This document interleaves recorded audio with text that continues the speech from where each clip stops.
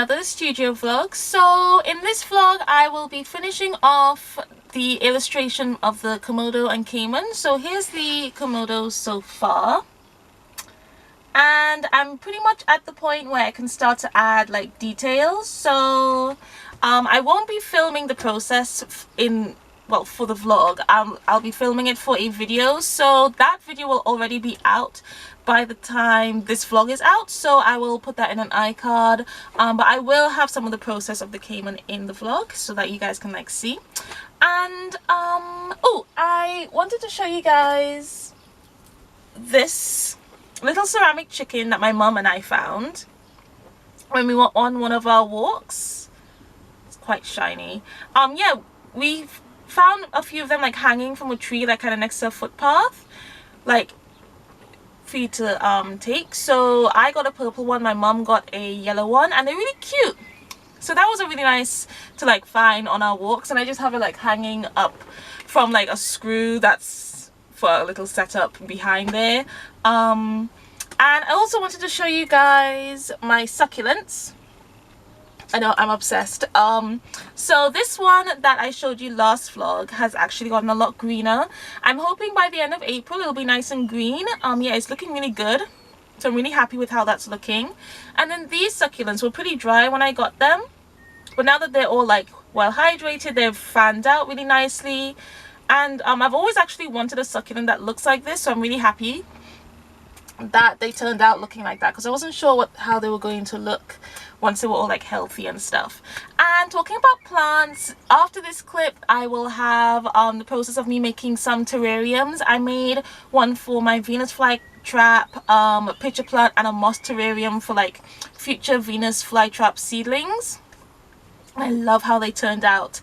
They look like they all have like their mini worlds, and it's super addicting. I want to just make loads now. I just want to make loads, whether it be moss terrariums, one for carnivorous plants, one for succulents. But I have 3 and they're pretty big, and I barely have space for them as it is. So yeah, I gotta have some kind of control. But yeah, I absolutely loved making them. It was really fun, like especially like collecting like the moss bits and stuff. So you'll see that right after this. And yeah, so that's, I have like other things planned, but we'll see like how the vlog goes, and like as things come up, of course I'll talk to you guys about it. So yeah, I'll keep this intro short. So I hope you enjoy watching me make the terrariums, and I will see you throughout the vlog. Hey everyone, so I'm going to start off the vlog with filling these terrariums. Now my mum made the terrariums out of glass from like photo frames that we didn't need, and like the bottom of some of them is the backing from the photo frame. So, oh, and I also put some foam feet at the bottom, so that'll just be easier for me to pick up whenever I need to move the terrarium.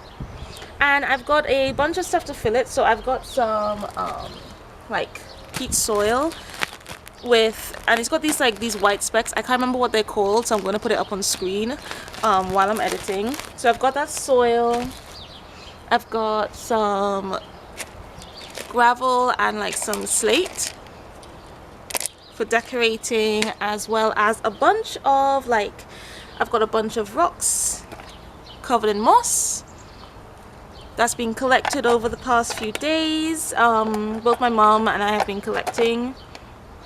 I've got this stick with some really pretty lichen on it. I've got this really nice large stick with like some moss on it.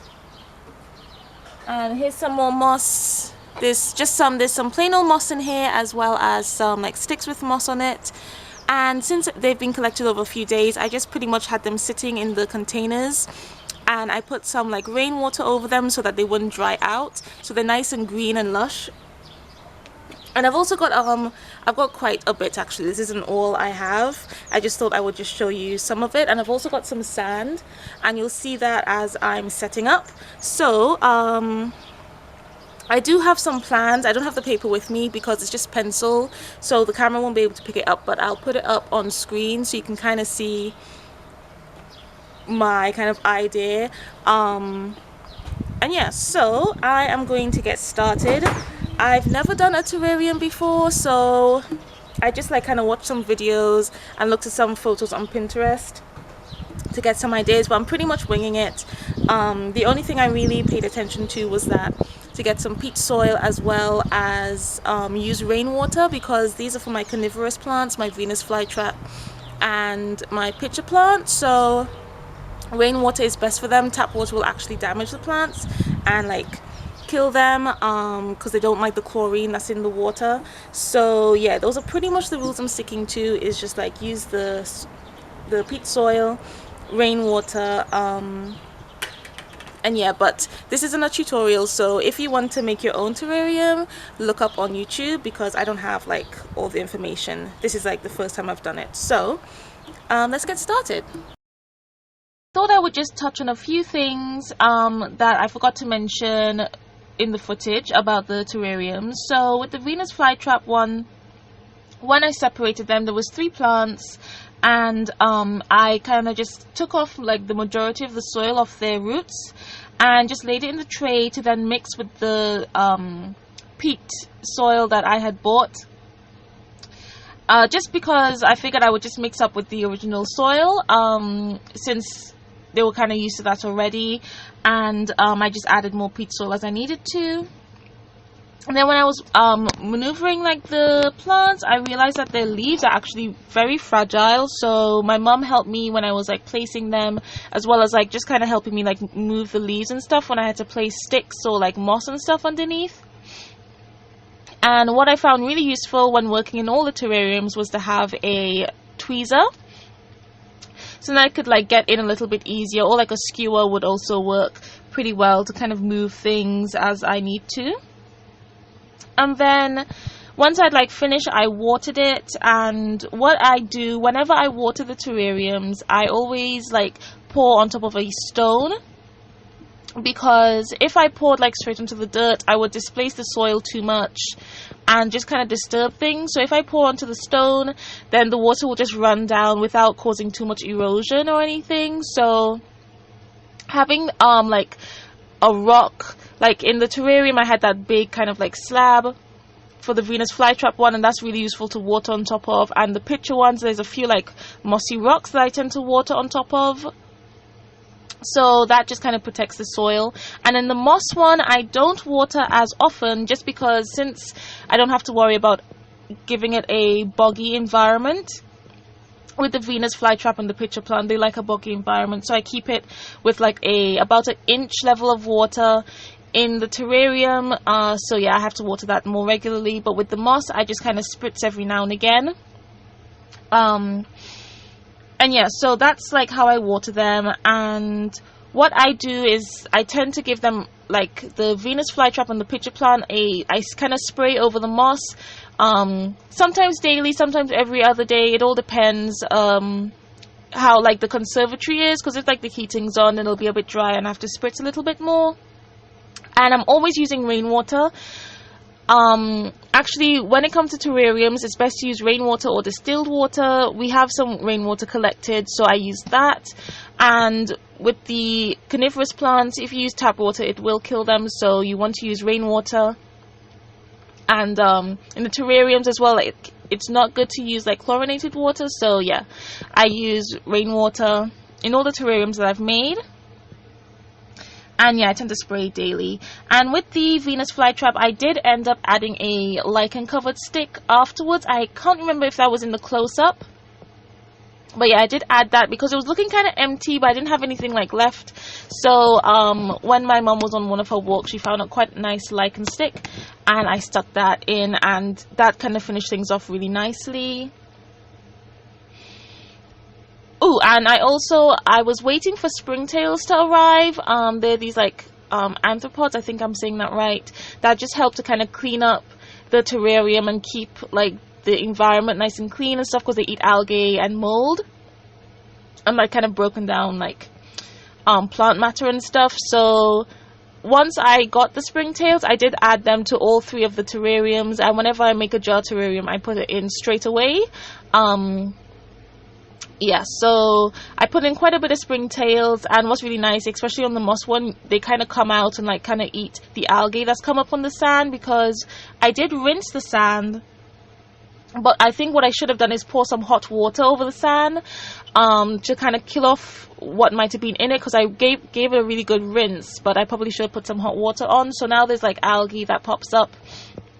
It's not too much of a problem though. I just tend to kind of scoop out the algae so it doesn't like get too out of hand. But hopefully, like, as the springtails kind of maybe multiply and stuff in the terrarium, they'll keep it down. And a few things kind of got in the Venus flytrap. I found a snail literally the day before I'm doing this voiceover, like a little water snail. I guess it came in with the moss. And I also spotted a millipede as well that must have come in with the moss, and the millipede as well will eat like decaying plant matter, and the snail will hopefully keep down the algae. So yeah, it's pretty cool, like the stuff that's kind of popping up. And I think that's it for the Venus flytrap. I will pop in and talk about the moss one in a second. And what I will also mention is that with the pitcher plant, because I didn't film it, I changed the layout a little bit. I kind of put the pitcher plant in the corner, and just to like kind of make it look a little bit different. And I use like these elf cup lichen in the pitcher plant because I thought it just kind of matched the whole kind of goblet kind of look that was going on with the pitcher plant. So I added those in. Lots of mossy rocks, lots of lichen I added into the pitcher one. And yeah, just pretty much the same technique as the Venus flytrap. And I also made sure to the moss that came with the plants originally, I put the original moss in there. Like initially first, I kind of just fill in gaps, and then I added all the decorative moss like afterwards. And yeah, so the pitcher plant was pretty much the same thing, and I kind of got a little bit easier to do the like the setups once I did the Venus flytrap, because in a way that was like a practice. And yeah, so I really like how both of those turned out, and Real Timey will speak to you in a little bit, and then I'll come back to talk to you guys about the moss terrarium.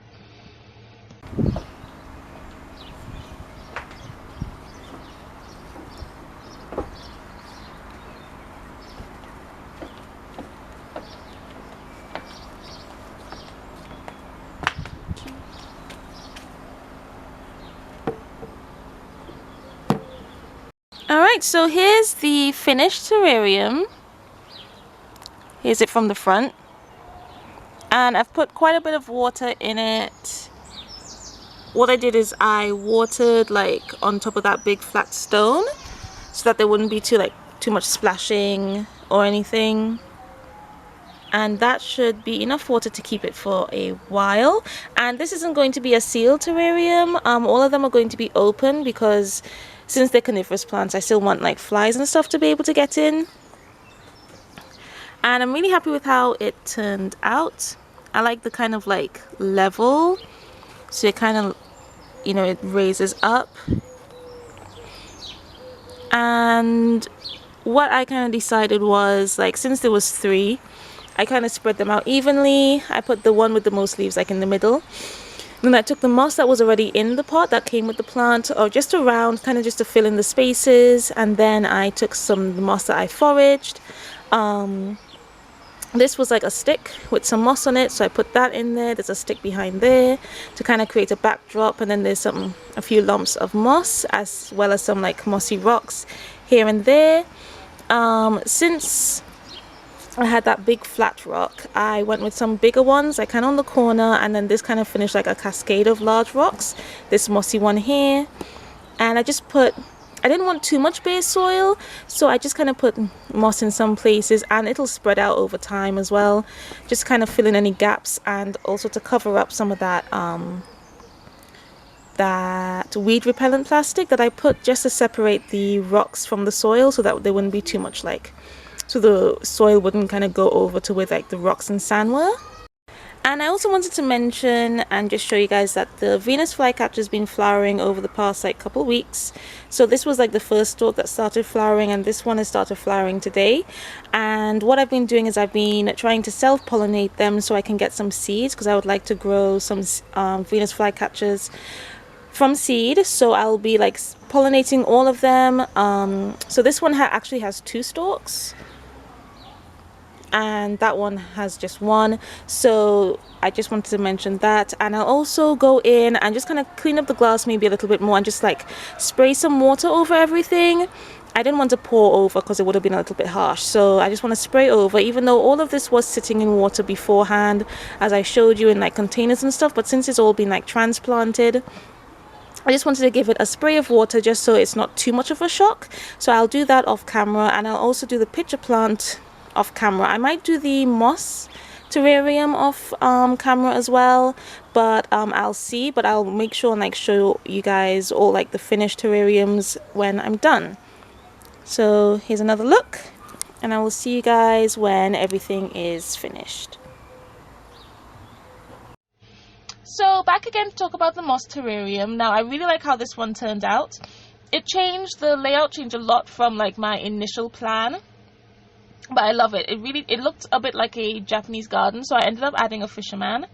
And the big log that I placed in there looked like I might have had some fungus on it, and it definitely did, because now there's a mushroom growing out of the side. And I will be doing an update video about the terrarium soon, so you'll be able to like see that. I think that's really cool, actually, just to kind of see how much things have changed. Like, I added quite a bit to the moss terrarium. So, like, initially I put in some ferns. They were kind of dry because I forgot to put them in water. But I just kind of cut off the dry leaves, and new ones just keep on coming up. And when they get a bit too big or a bit dry, I cut them again, like prune them down, and then new ones come up.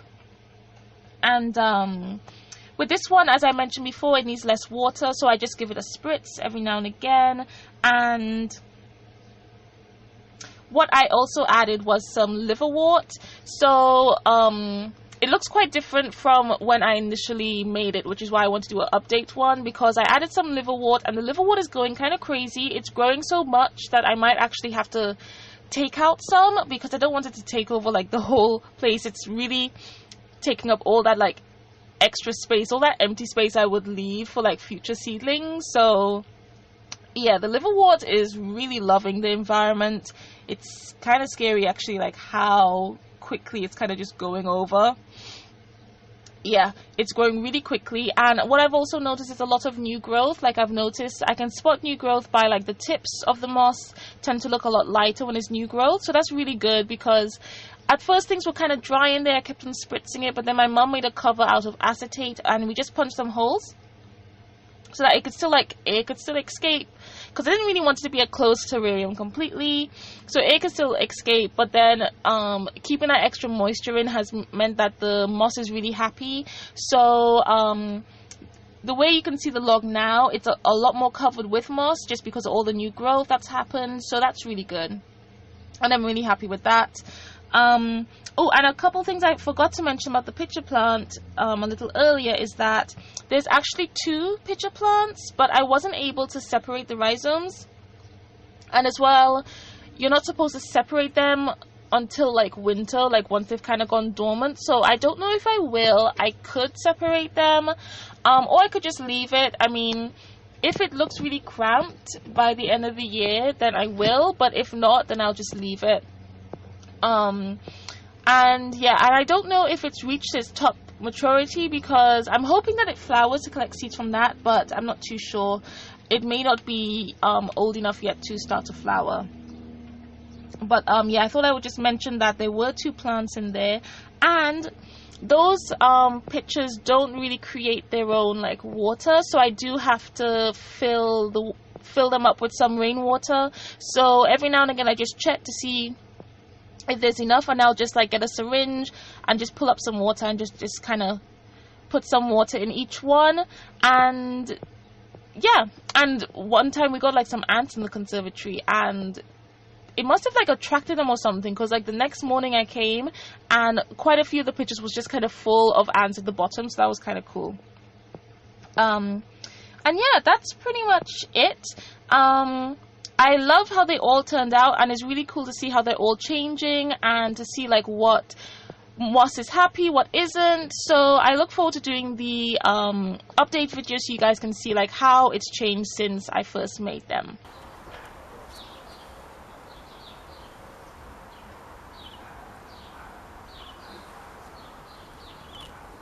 So I finished the moss terrarium, and this will also be for seedlings from like the Venus flycatcher seeds I collect. But for now it's just a moss terrarium.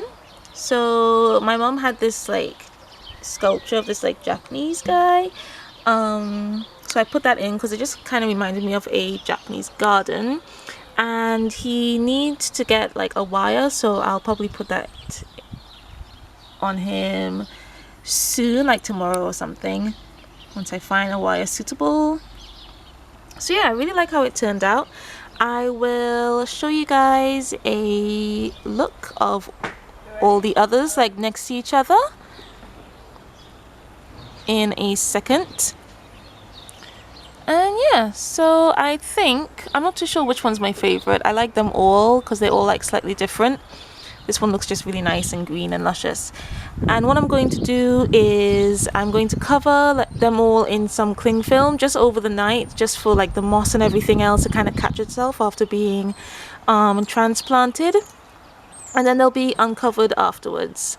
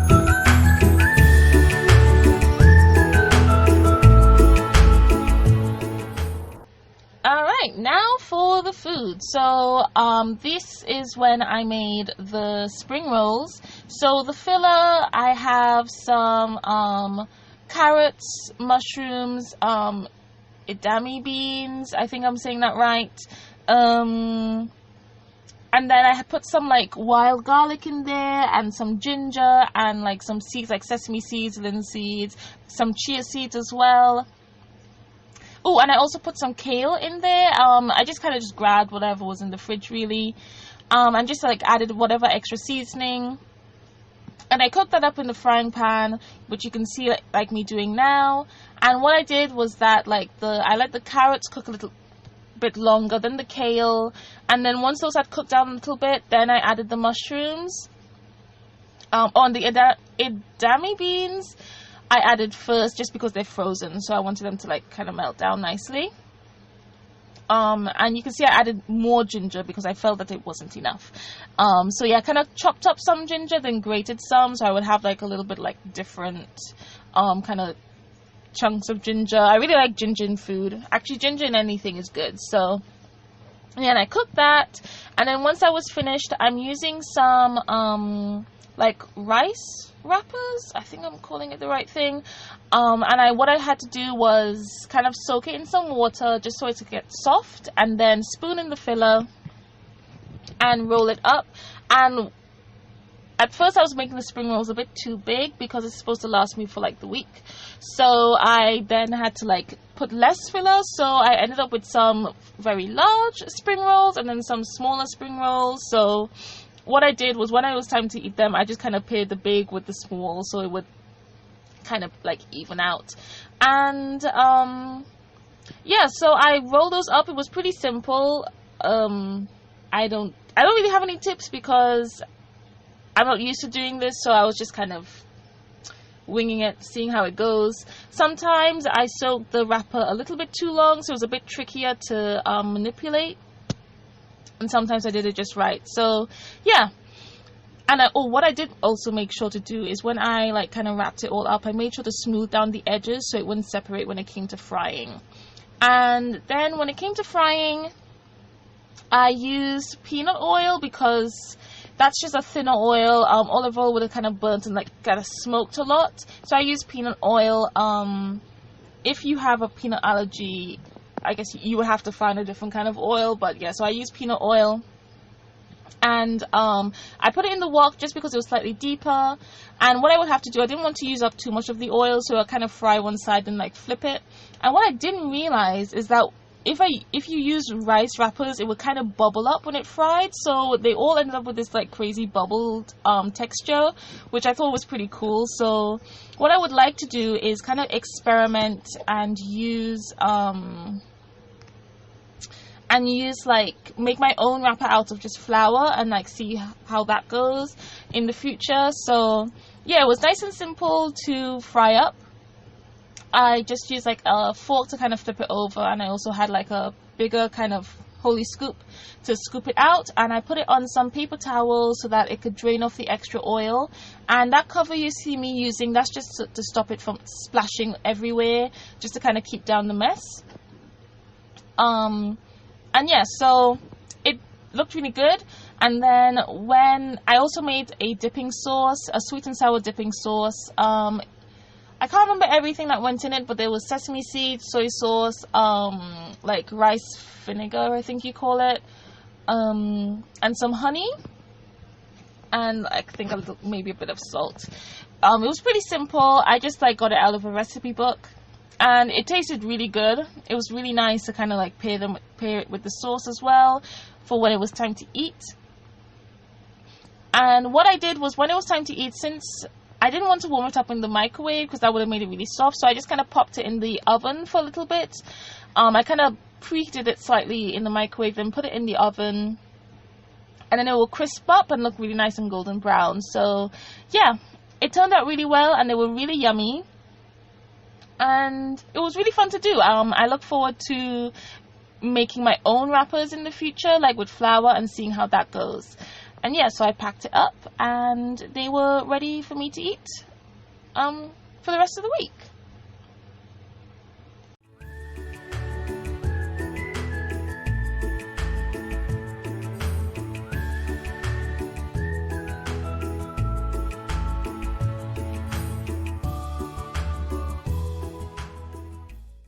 So I'm about to do my April bullet journal spread. Now I'm doing it a lot later than I normally would because I had run out of ink in my pen that I use for like the lines and stuff, and I had ordered some refills, but then I accidentally ordered blue when I wanted black, so I had to like return that, and because of the like Easter holidays, that slowed things down a bit. So I got a bunch of refills from eBay. I'll link them down below. This is by Pentel, and I got the black refill, and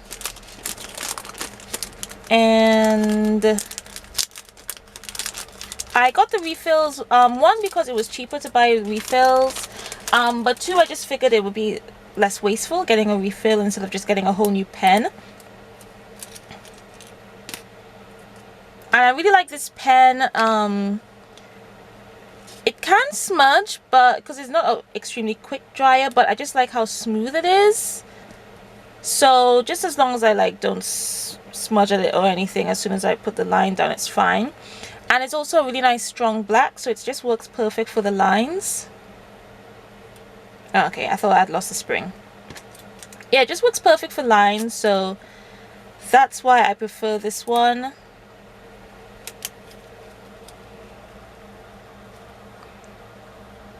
Yeah, it's really nice and smooth. So I wanted to do something a little bit different for the title page. It's been pretty simple. The most interesting one I did was the March one so far, which was like all crocuses, and I did that because like the beginning of spring and we had started to see crocuses in the garden. But I wanted to do something a little different for April, and I was thinking April showers, but I've done that before, so I wanted to do something different. And then I just like the line art I wanted to do for Patreon was like this mountain. I'll put it up over the clip because by the time the vlogs come out I would have had that ready. So I thought I would do a kind of mountain theme. So this was like the first practice, and then I did this one, so it'll have like a nice sunset onto like a mountain with like a kind of like waterfall kind of thing. So hopefully I can transfer that nicely over to the bullet journal. But what I'll do like this time, instead of waiting to finish it and then scan it, I'll scan this without April written in, and then I'll write April and scan it, just so it makes it like easier for me to edit it. Digitally, I don't want to like do too much to it. I want to leave like the color and stuff pretty much how I had it, unless it's like a smudge. Yeah, so I'll be using the brush markers that I've used before, which are these. I'm not too sure where they come from. They don't really have a brand name. They're just like cheap brush markers. And I've already got the colors set out above here, which I think you can see. Yeah, you can see. So I'll just get started. And I thought I'd kind of update you on kind of what's been going on. So, oh, and I also have, let me see, I want to put this somewhere so that you can kind of see it. Okay. I also have these swatches from when I first got them, so I numbered them so I could keep track of it a bit easier. Yeah, so I'll just have that kind of like to the side, just to keep on track of some of the colors, especially the grays, because they all look very similar, and the caps don't always match the color as well, so that's also why it's really good to swatch things. So yeah, I thought I would update you on like what's kind of been going on. I haven't been doing much of interest. The Komodo painting is taking a lot longer than I thought it would. Don't really know why. I mean, it's a lot of detail I'm having to add. At first it's very rough what I'm doing here. Just trying to get like the peak in, and then I can add more. I can add more detail like as I go through. Oops, don't think I like that. Yeah, so it's a lot of detail and it's just taking me really long. I think I haven't like done a lot of painting recently, and I think that's kind of the issue. Because of that, I'm a bit out of practice, so doing that painting is kind of thrown a bit of a spanner in the works, but I'm trying to finish it off. I don't even know if I'll get the Cayman done this month, and I'm very slow. I've also been feeling oddly tired. I've actually been sleeping pretty well, which is not completely normal for me. Getting to bed at a decent hour most times, so I'm not too sure why that is. I'm kind of wondering if it's because like hay fever season has begun, and I'm wondering if like the extra pollen in the air is maybe making me a bit drowsy, because I drink nettle tea to help with the hay fever, and it works brilliantly. I started to do that a few years back. Like, it was hitting me pretty hard, not as bad as like some people, but and my mom looked up like natural remedies, because the medicine I use sometimes, like if it's really bad, it really dries me out, and I don't like that. And sometimes, you know, you take the medication and you still feel like the effects of the hay fever, so you want to take more, but like you can't, because you know, it's medication, you have to be careful with that. But with the nettle, if I feel a little bit itchy or bunged up, or my eyes start to run, like I can just drink another cup of tea. So yeah, I've been drinking that like normal, and so that's been fine, but I just wonder if that's why I've been feeling oddly drowsy, because I can't really place like why that would be. And I'm like putting in I'm putting in any like color details in now, so that when I go in with the gray, I know where to avoid. Because like once I go in with the gray, I realize with my practices it's very hard to put the color on top. So yeah, so I've been feeling kind of bleh recently. So, and I've also like, I made the terrariums, which you guys would have seen.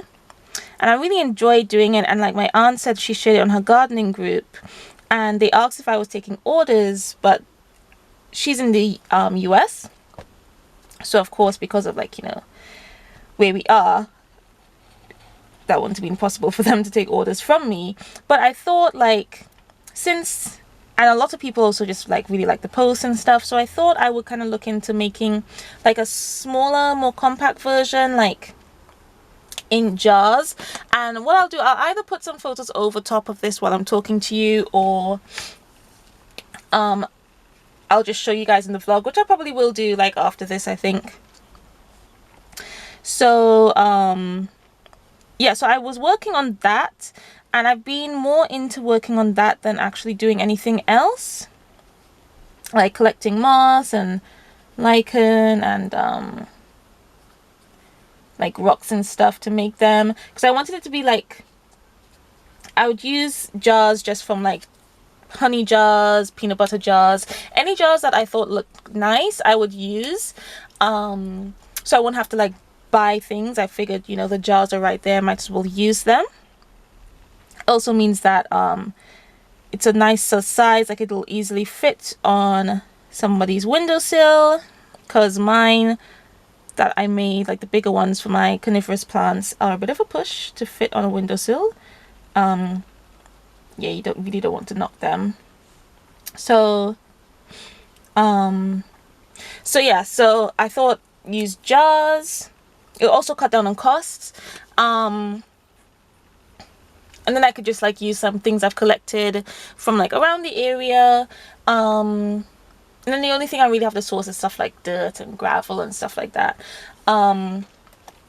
So yeah, I was working on that, and I actually didn't film any. I didn't want it to all be terrariums, so I didn't actually film any of the process. And then, to be honest, I did also just want to kind of just create without having to worry about camera angle and all that. So I've been enjoying doing that and kind of ignoring the work I have to get done, like getting stuff ready for my Patreon. I haven't worked on the liner. I should have been doing that while I was waiting to get like the pens and stuff so I can do my bullet journal. So I'll probably be working on it this week. Today is the 13th, by the way. What I might actually do though is when I show you guys the jars in the vlog, I'll also show you like kind of what I've collected. I got some springtails as well, which I'll explain more in like that future clip. And yeah, it's kind of gone a bit crazy. Did not mean for that to happen, but you know, that's cool. It's really, and it's, what's really nice is like, it's pretty much like creating art, just using nature. And it's like you're creating a miniature world, and I think that's really cool. And I think that's what I'm also enjoying. Because I do like to be in nature, and you know, I find it strange to have to be in a place that doesn't have any trees. That just doesn't seem right to me. And especially like if you kind of landscape it to make it look like it has a tree. Like I have one where I have a fern, and it kind of looks like a tree next to all like the moss and stuff. So I thought that looks pretty cool. So I've been enjoying doing that, but I really do need to get on and get my work done. Because yeah.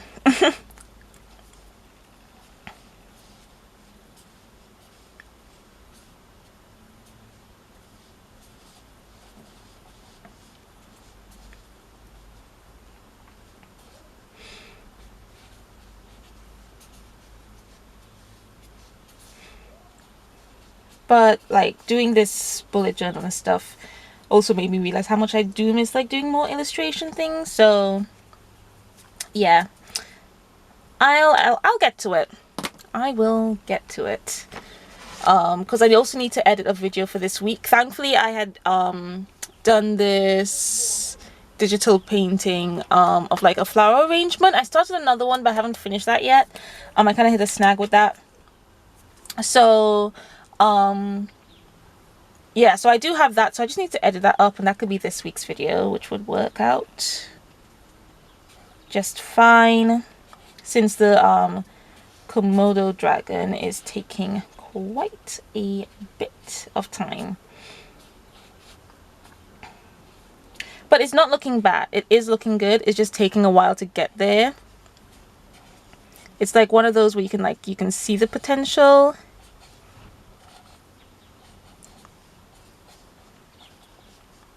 This is looking like a hot mess though. That's fine.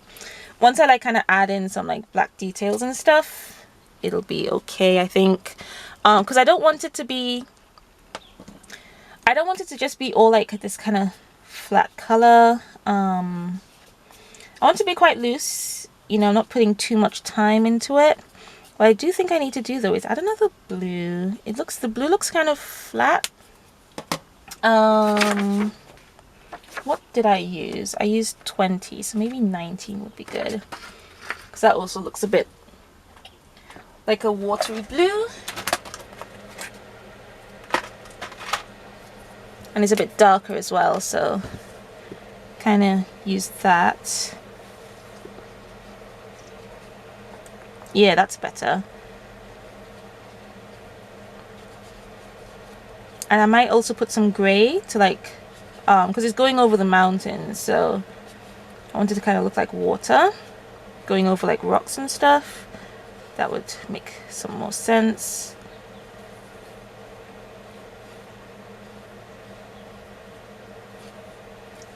Yeah, I like that a bit more. What I did film though, I did film myself making some spring rolls, because I haven't done any like I haven't done much cooking for like snacks, because I mean at the end of the month there wasn't much in the fridge, so I just kind of like did some like stuff on crackers, and then I don't know, why did I not do anything the next weekend? I think, was the kitchen like full or something? I can't really remember. So yeah, I did spring rolls and I haven't actually tasted them yet, but the filling did taste good before I put it in, so it should taste good. I also made like a dip as well, so I'll talk more about that as well over the clip, because I made sure to film that.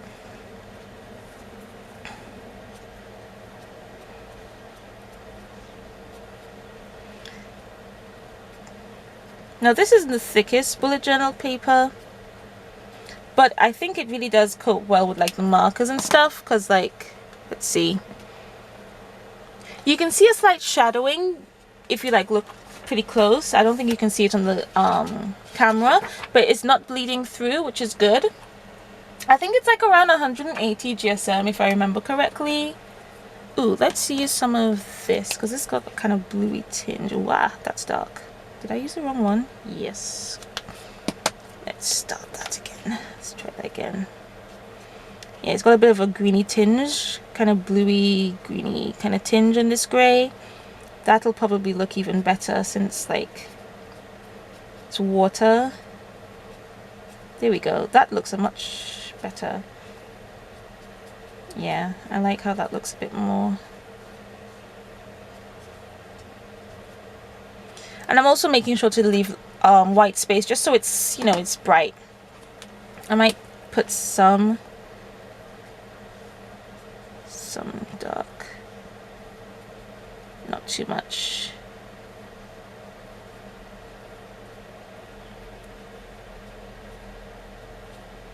Yeah, that should be fine. Okay, I think I need to, what I might do is just kind of add use some brown, like the trunks of the trees maybe. Though actually no, I was just going to add that with black.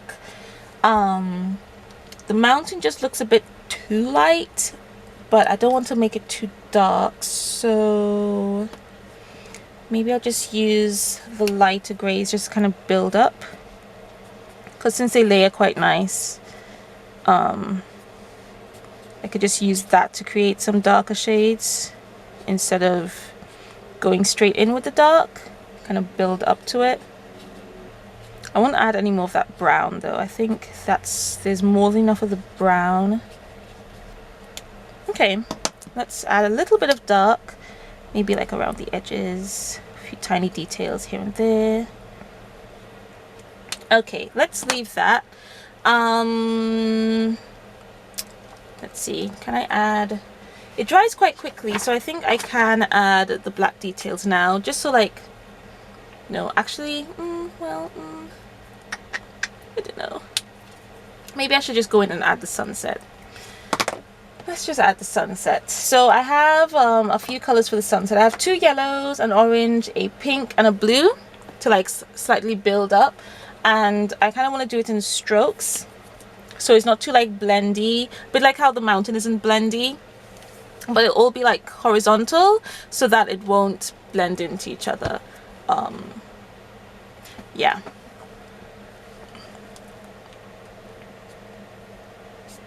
Oops. One thing though I have been sticking to is weekly walks with my mum. I vlogged some of that. I actually keep on forgetting to pick up my camera when I should be vlogging. I don't know what's wrong with me this month. Weird dud month.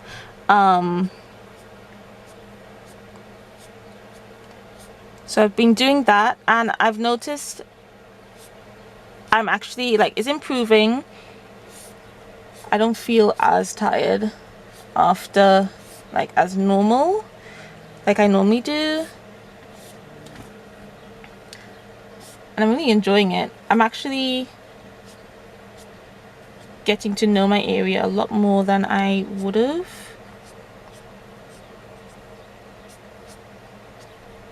Which is good. Okay, so like I've kind of made here like a few more strokes of the yellow. Since I won't be blending that far down, I might just add another line. And then to kind of quote-unquote blend, I kind of start off from like here and just do strokes.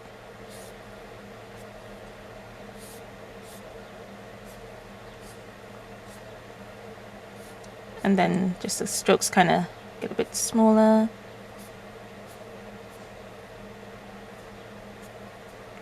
See? Like so. And I won't fill in as much with this layer just because I know I have another color coming straight in. So that's looking pretty good. The rate I'm going, I may not be able to fit much blue in. I don't want too much blue, but we'll see. Just go with the flow. It might end with pink, it might end with blue, who knows. And then again, start off from like here. We have kind of stopped the yellow, and then just slowly stroke down that. Oop. Just kind of don't want the orange to come down too far, which probably has a little bit. And then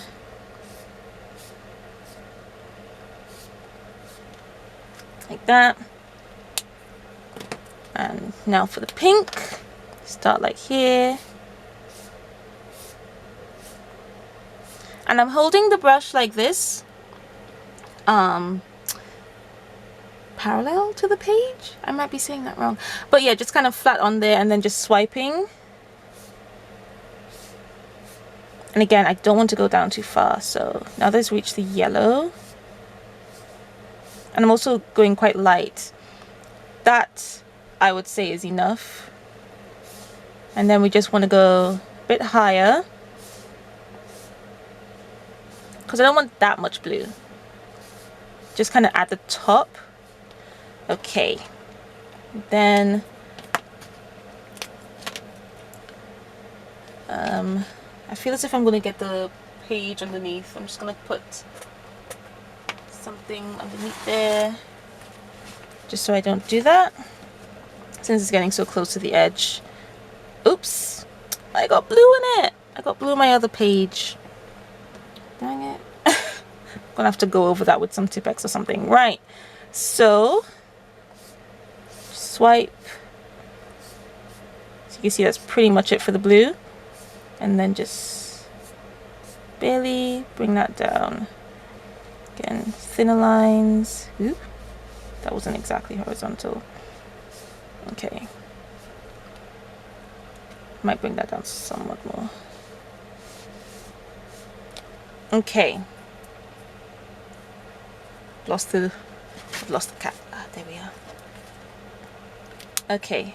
So that I think looks okay. I might just go up though the pink.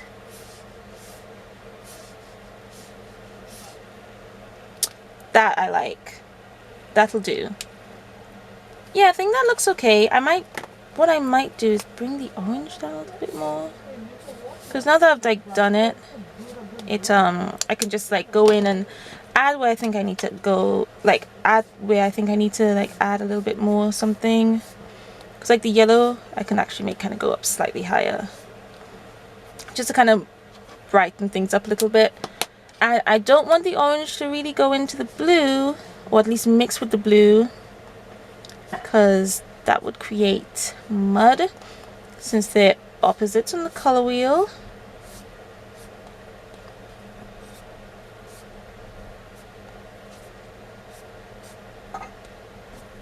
Bringing the orange a bit lower down though. Okay, bring this kind of golden yellow down a bit more, down a bit more. Also kind of making sure they line up, especially when I'm coming to these where the mountain's kind of getting in the way a little bit. And I might bring some of that bright yellow a bit higher up as well. Maybe into the orange section a little bit. Okay. I wonder if I can risk adding, because the yellow, in sunsets, the yellow doesn't really get up that far. But nope. I don't like that. That's too yellow. It's to be a bit more golden, I think, if it's to reach up that way. I hope you guys can understand me. I feel as if I'm mumbling. I might just go in over the yellow very lightly with the pink. I think that looks okay. Let me, so you guys can see a bit better. I think that looks okay. I hope the black of the April will stand out, but we'll see. It'll be scanned before anyway, so right, let's see what's next. Okay, so now I can go in and add the details and like add birds and stuff in the sky. Okay, so I'm not going to like outline it too much. I'm just going to kind of just add lines here and there just to make the mountain look a bit harder. Make it stand out nicely. And I'm sure I could have made it stand out like with the markers and the colors itself, but I'm not great when it comes to markers, so I thought I would just let the black do the work for me. And with the tree, it's very simple. I'll give you guys a close-up once that I kind of finish. Very lightly, kind of using dots in a way, outlining the tree very lightly. Don't want it to look too heavy. It's supposed to be leaves. Just kind of using the tip of the marker.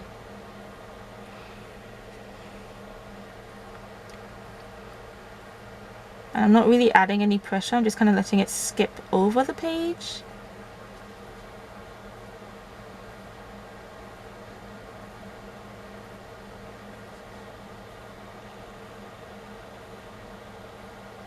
So I don't want it to be like a continuous line, because that won't look very organic.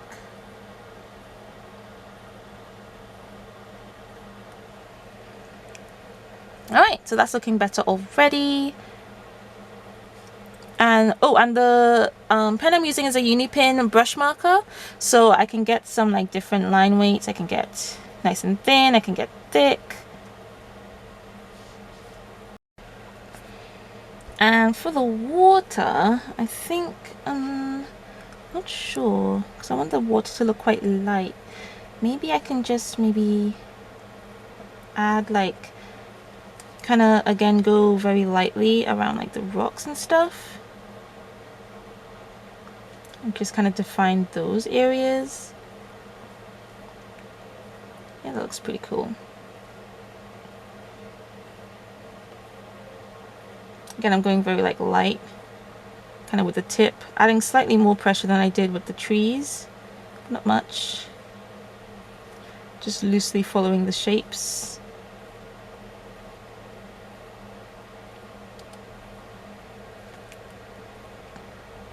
and also it's good to kind of look back, not always look too close, just so you can kind of see what it looks like as a whole. Okay, cool. I think that's pretty cool. Okay, what I might do now is kind of go in and add some like white gel pen over. This is the Uniball Signo, especially over the water. It won't be extremely like bright white, mostly because this is a water soluble marker, so what's the word, so it'll kind of blend in. If it was on something like permanent, I don't think it should. Oh, I actually feel like there's like no rocks in this section at all, so, but it blending in will just kind of also add, like, kind of tint the marker. So, and maybe on some of the trees.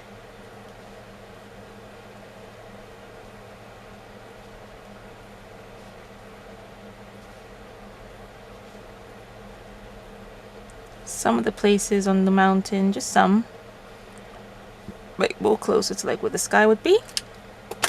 And now I can add the birds. I'm trying to just figure out where I would put the April. I think I'll put it like around here.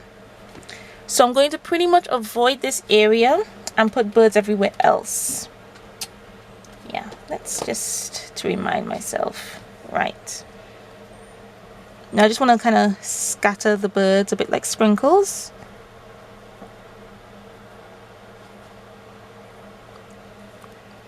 Just very simple, just like the kind of tick.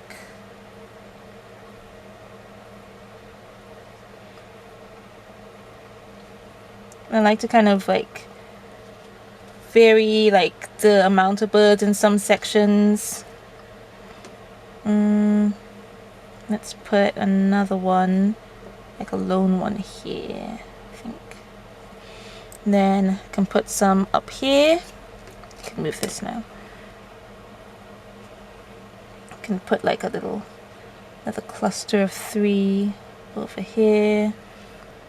And I think I'll leave it like that actually. Very light scattering of birds. So hopefully you guys can see that. Now the page is curling like slightly, but not too much. Like it hasn't warped, it's just kind of curling at the corners.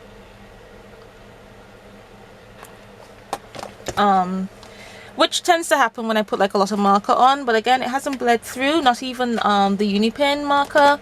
Oh, and the Unipin is permanent, by the way. So that's really good. So I don't have the scanner in with me. I probably should have brought it in, but I don't have the scanner in with me, so I'm just going to continue on to the rest. I'll have the rest sped through because I don't really think I have much to talk about. And basically the calendar will just look like this, just with whatever color I choose to like carry on through, and then the weeks will like look like this. So I will just kind of put this into a time lapse, pop some music on, and get going. Especially since I also need to kind of make sure that the boxes are the right size, so I can't really talk and do that at the same time because I'll make a mistake. And I just like to use a clear ruler so that I can see the dots through it. It's much easier to do that. Helicopters being very rude. And what else did I want to point out? I don't know what else I want to point out. I think that's it. I just use the clear ruler. I just measure it. You can also count the dots, but it's a lot faster for me to measure it. And what I tend to do is, since I scan this to be a Patreon reward, I like put all the squares in and I put the blocks of color, but I don't write gold on the gold boxes or like anything like that, just so I don't have to rub out too much. Yeah, I think I put March in. Like, I don't mind putting like the month title because the month titles do need to be scanned, but I just don't put the dates in and stuff like that, so it can like be used even if it's not that month I've made it for. And yes, so Oh, and then what I'll also do is at the end of this clip, I'll also put up like what April's patron rewards are, so that you guys can see them like finished and ready. So I will put this into a time lapse, pop some music on, and I'll see you guys at the end. So I thought I would just kind of talk you guys through my process now. For like the calendar spread, the weekly spread, it never really changes. So the calendar, like the boxes for like the days, are 2 by 2 centimeters, but the Sunday is a bit thinner. It's like 1.5 centimeters, and the strip at the top that has like Monday, Tuesday, Wednesday, Friday is like 1 centimeter high. And then I have the note section at the bottom, and then I would have a couple like gold squares at the top, and I like to stamp the banner from like this Bujo stamp set I have. I think I got that one from the Works. And the to-do section is never really like is whatever space is left over after I've done the calendar, because the calendar is always slightly different. And what I did, just to make it look a bit prettier and just to kind of go with the title page, the empty squares I just filled in with like these little trees, and then I did the sunset behind, and I thought that would look really nice. And then since there were so many colors, because sometimes I would just kind of pick 1 or 2 colors from the title page, but I wanted to use all of them. So like all the days have their own different colors, and I just kind of keep that rainbow like sunset look going. And then a couple of the other, like the green and blue that wasn't part of the sunset, I used in the gold boxes, and like the to-do box. So you can see me kind of like blending together those colors, and it was really tricky to blend. So when I first put down like the kind of swatch of color, then I would just go in and kind of scribble over with the color, so it would look a little bit more blended. And yeah, I really like how it turned out. It was really nice and colorful. I think I'll want to do something along that line for May. And you can see me just like filling in the colors, and I also did the same with like the dates in little boxes as well. And then after I'd like put in all the colors and stuff, then I would scan it, and then afterwards I can then go in and stamp in the dates. So originally I was using a Memento ink pad, but it's starting to dry up and I don't have a refill, so I swapped over to my Stays On ink pad, since that has a little bit more ink in it. And I just stamped everything in. I didn't keep in any of the stamping just because it was stamping and the vlog was getting a bit long. So yeah, it's just stamping. There's nothing really to, I don't think, explain. The things I use for stamping, I could stamp the dates, and in the week spreads I was able to stamp the days. But for like the calendar, because the days don't fit in the boxes, I just write those in with the Pentel pen. Yeah, so I write in those for the Pentel pen, sorry. And then on the weekdays, for the week spread, I have quite big boxes. Saturday and Sunday kind of share a box. And then I have like 2 to-do strips. I have like a personal to-do and then a business to-do. And underneath the business to-do, I track how much followers I have on like my social medias. And underneath the personal to-do box, I track like habits I want to keep up, like reading daily 2 liters, bedtime before midnight, and yeah. So then I also like at the top, after I've scanned it all, I've like write in like say April week 1, and then like the dates, the beginning and end date of the week. And then I'll go in and like kind of write to do in the little like banners that I stamped.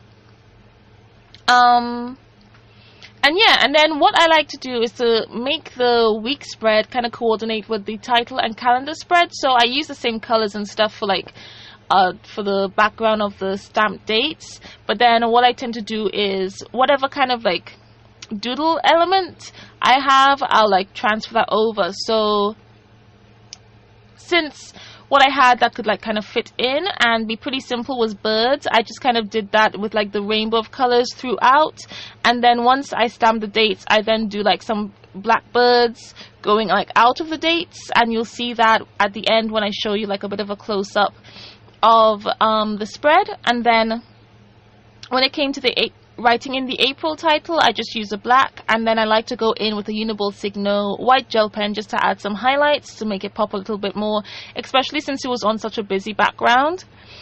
And yeah, so I really like how it turned out. I think that's pretty much it. It's really simple. Yeah, to be honest, it's always the same setup. It's just the color scheme is what changes. I don't mind keeping it like that just because I prefer doing that because I really just use it more for just it's not really about journaling or anything. It really is all just about planning, and I need quite big boxes because sometimes my days are quite full. So yeah, I just keep it really simple, and I just changed up the colors and like say the theme of the month just to kind of keep it fresh and interesting. And yeah, I think that's pretty much it to do with the bullet journal. So the close-up is coming in a little bit, and I hope you enjoyed.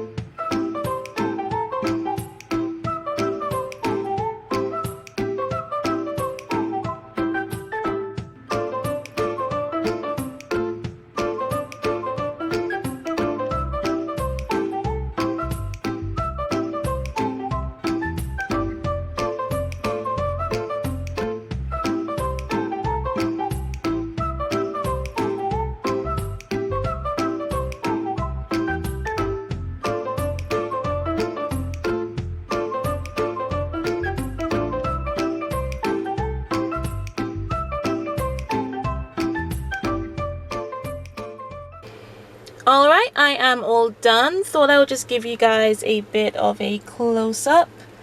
So I really like how everything turned out. This is the most like involved spread, I would say. I love how colorful it is, like the kind of rainbow effect and everything. I really like it. And the weeks, pretty much the same for each one, really. I decided to stop the footage here because, oops, now I just have to fill in all the days that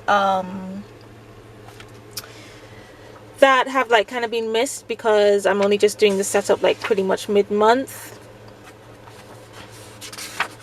So yeah, all the weeks are the same, and what I did was I just kind of left off the dates and like to-do bits blank, and all these like social media stuff that I use as like my business planning bit I left blank and scanned it. So I kind of scan and then add everything else in, so it's like a bit more customizable for the downloads on Patreon. Oh, and I just wanted to mention that just so I could keep track of what I was doing, I just basically kept notes on my phone. Just a bunch of notes. So like I just had like the day and I just kind of wrote it down like so. So now I can just go in and write it. So yeah, but I think I'll just take a break real quick because my hand's kind of tired and I need to edit a video, so I'll write that in, and I probably won't have that on because it's a lot of footage of the bullet journal, and it's just me writing in it really. So yeah, I hope you guys enjoyed coming along for me creating this spread. This is my favorite so far, I think. Yeah, and I will see you guys in the next clip.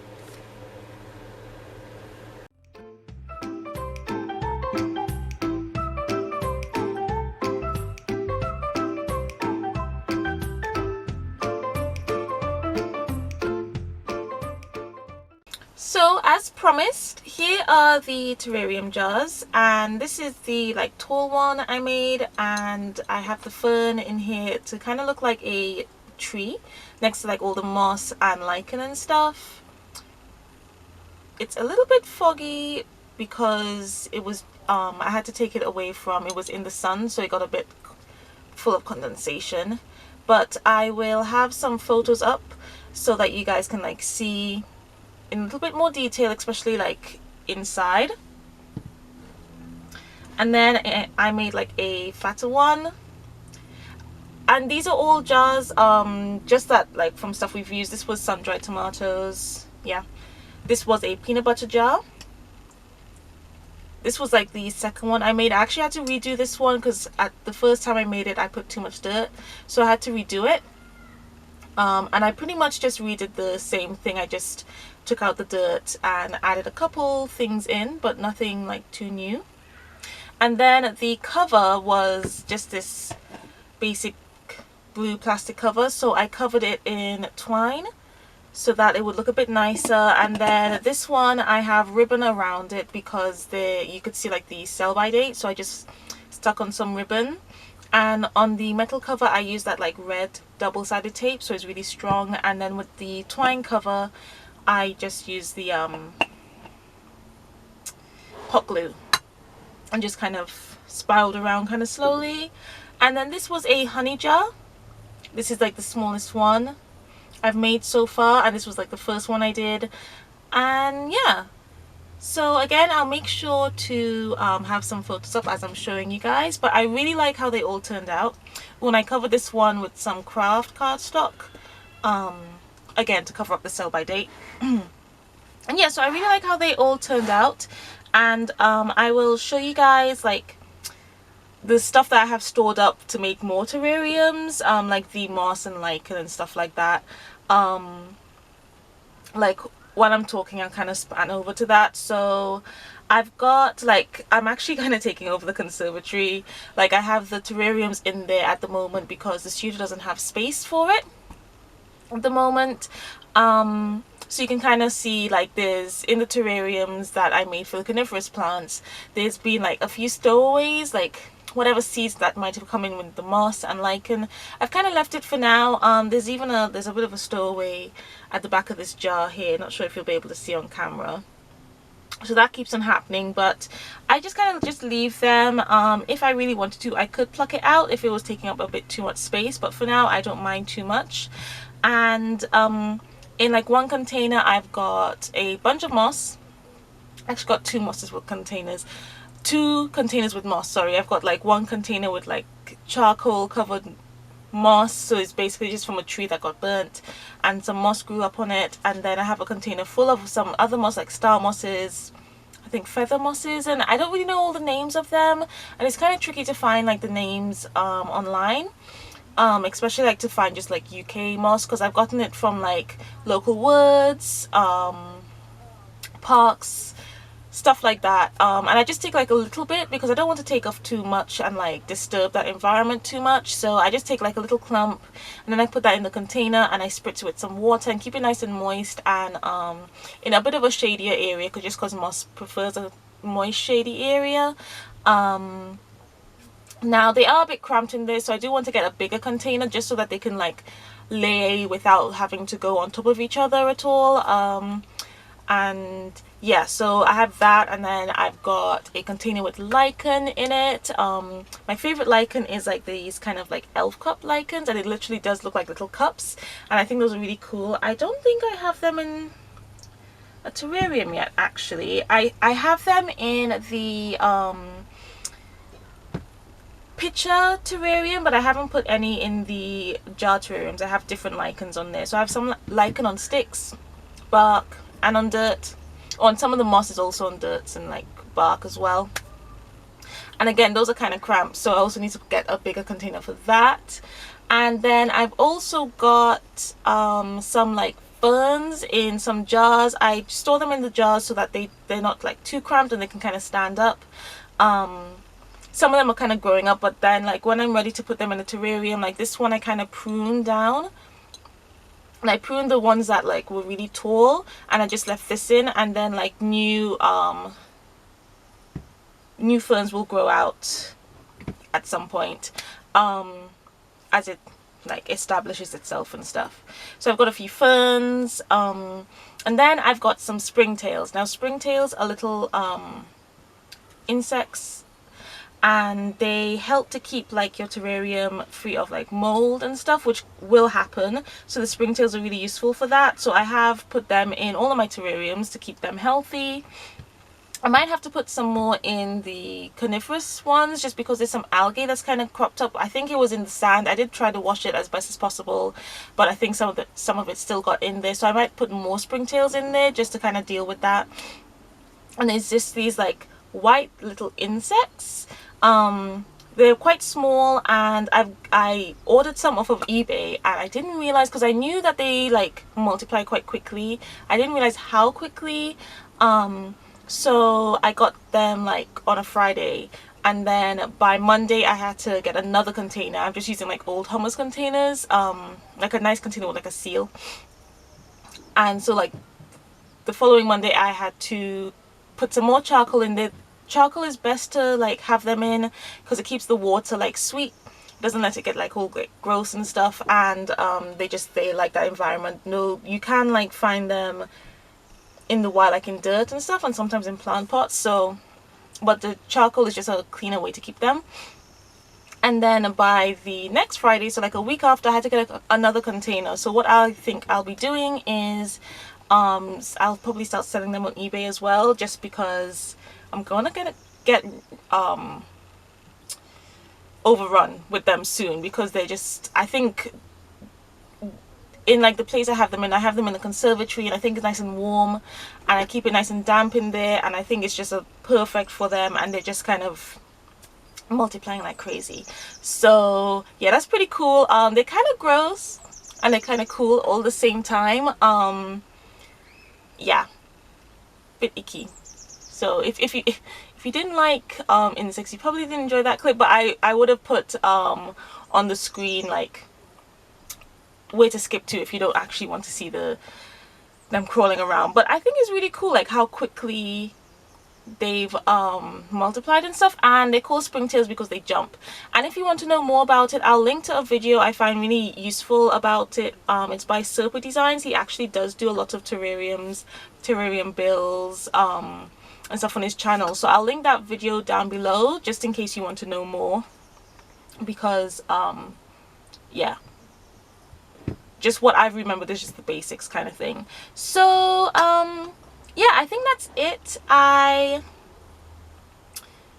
really enjoyed making these. I'm actually more into making these than like art at the moment.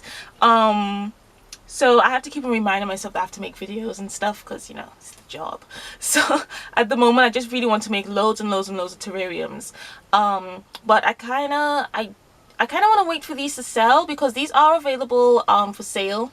If you're based in the UK, they're available. I'll put a photo up of the prices of these, and as well, by the time this video comes out, just in case any have sold, I will put that up on the photo as well, just so there's no like mix-ups or anything. And at the moment I can only like have them available for you to like collect, just because I'm not too sure how to ship them safely. I want to figure out how, because I think it would be really nice so it could reach more people throughout the UK, because I wouldn't ship abroad with this. It's not a good idea to ship organic materials abroad, so I would only like ship within the UK, since all of this stuff, the majority of it is sourced from UK woods and stuff. Like, I mean, the only things that aren't are these little like purpley plants. That's just, this plant is actually from the tropics, and my gran got like a potted plant of them, and there was a few like that had gotten kind of separated from the main bunch, and since they grow from cuttings, I was able to take a couple and put them in the terrariums. But apart from that, it's all like UK stuff. So so I would only ship within the UK, so I want to try to figure out how to do that, and I have to do a test ship. And yeah, so if I've done a successful test shipping by the time this vlog is out, then I will let you guys know whether this is available or not. But yeah, if you're interested, comment, or actually, I'm not too sure how to send messages on YouTube. I think it's a possibility, but I haven't figured out how yet. So if you're interested, I will have my email below, or my social medias if you want to message me via there. I'll also have my email. And yeah, if you're UK based, these are available. So yes. Yeah, I think that's all to update you guys on for now, and I will talk to you guys in a bit. So my mom wanted me to make a card for someone that we know who recently had a baby. So I thought I would go with a kind of like a watercolor, loose watercolory illustration kind of look. So I had a couple stamps that was to do like with a baby, like a little oh gosh, what's those clothes that babies wear? A baby girl, I think is the word I'm looking for. I don't know why that just escaped me. And some like clothesline clips. So I drew in the clothesline using some Unipin fine liners, and then I stamped everything with a StazOn ink pad so that it would be permanent, so I could go in with watercolors and not have to worry about smudging.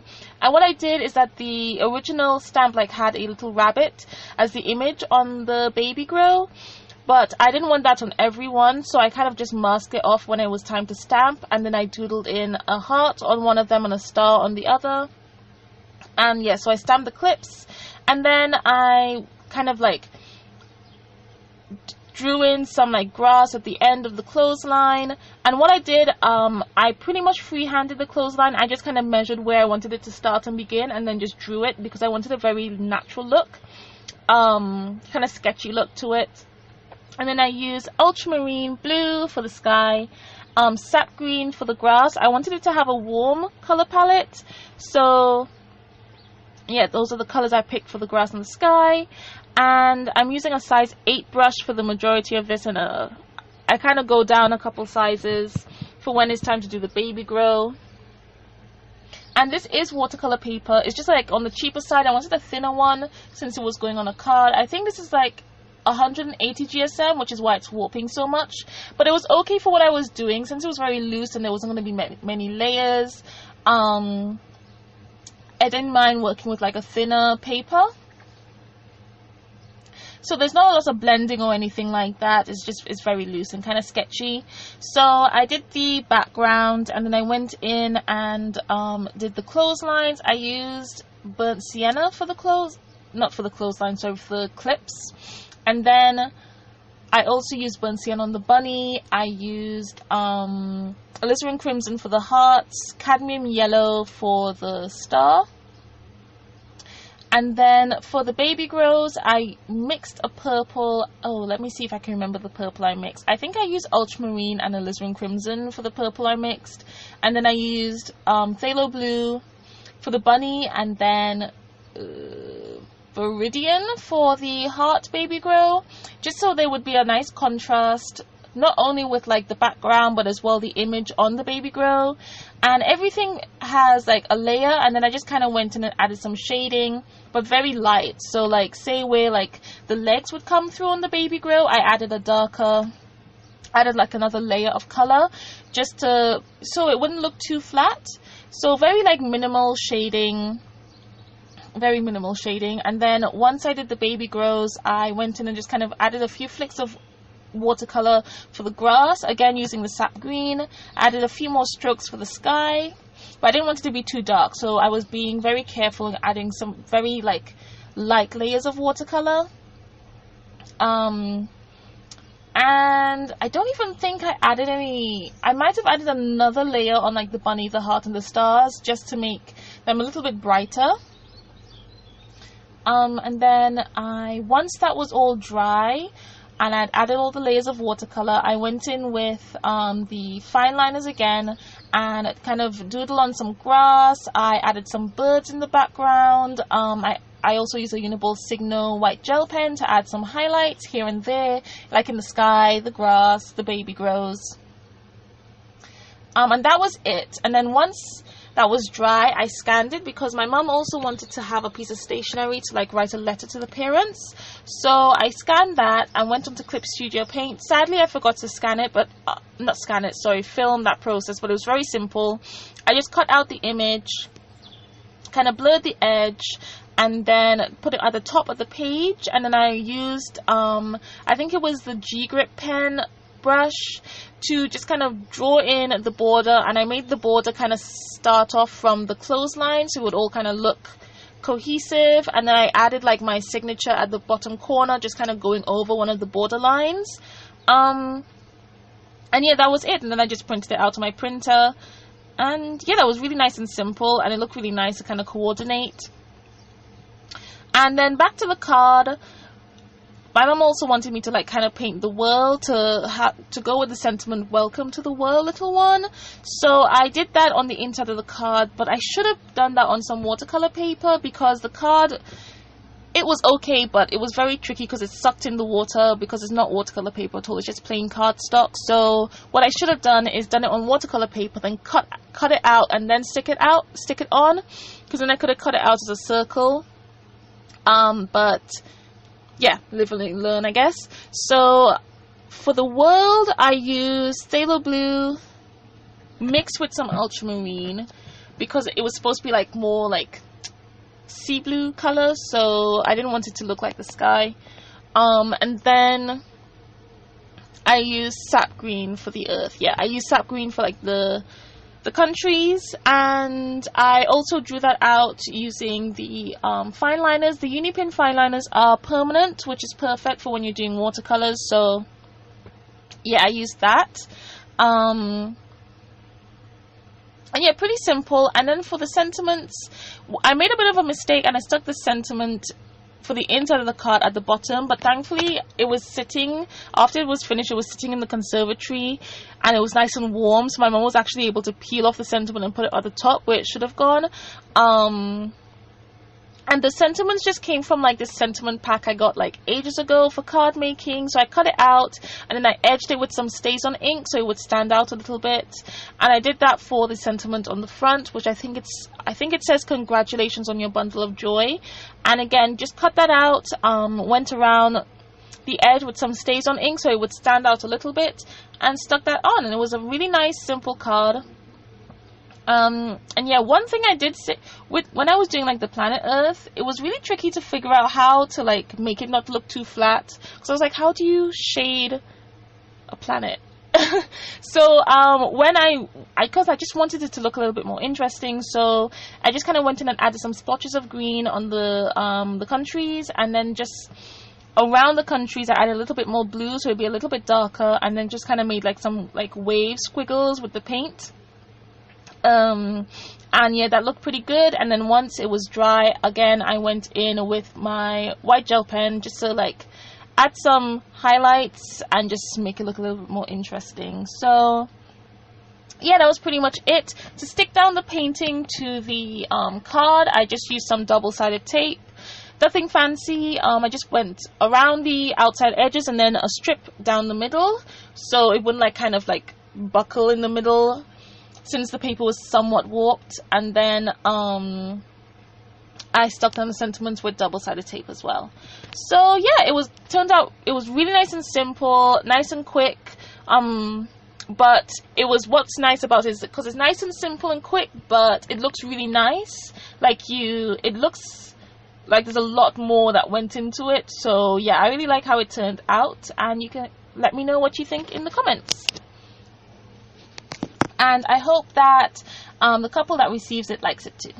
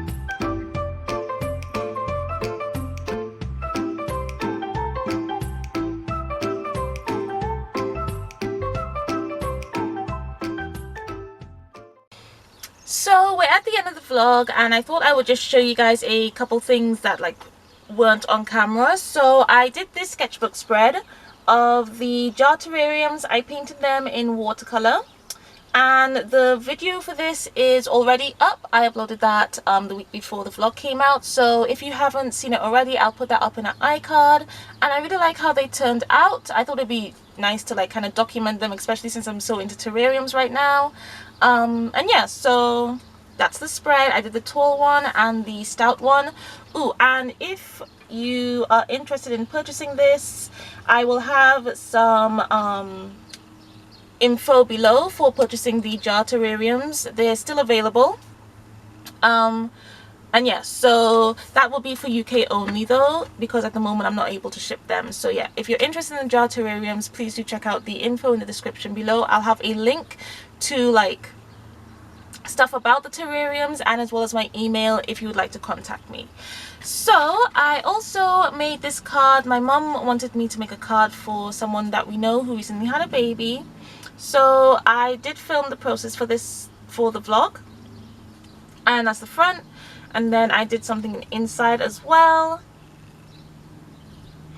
And before I stuck down the sentiment, I scanned this because my mum also wanted like a piece of stationery to be able to write a letter on.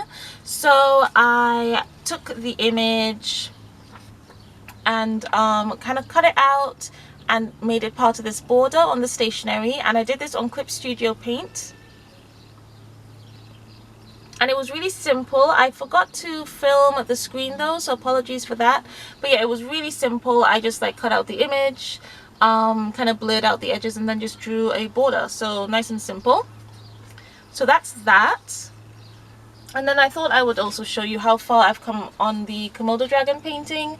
Now it's taken extra long because I haven't touched it in a while. So I'm hoping to finish it in the last week of April, because today's the 24th. I'm finishing off the vlog, so I have time to edit it for the 30th. And yeah, so as you can see, we've just kind of gotten to the point where there's lots of details to add, especially like those dots for the scales. But it's going pretty well actually, and I just need to kind of just focus and get it finished, so then I can start working on the Cayman one. So apologies, I didn't get to the Cayman painting in time to have it in the vlog, but I will have it in next month's vlog, so you guys can still see some of the process. And as well, I am filming the Komodo painting, so that will be a video hopefully in a few weeks.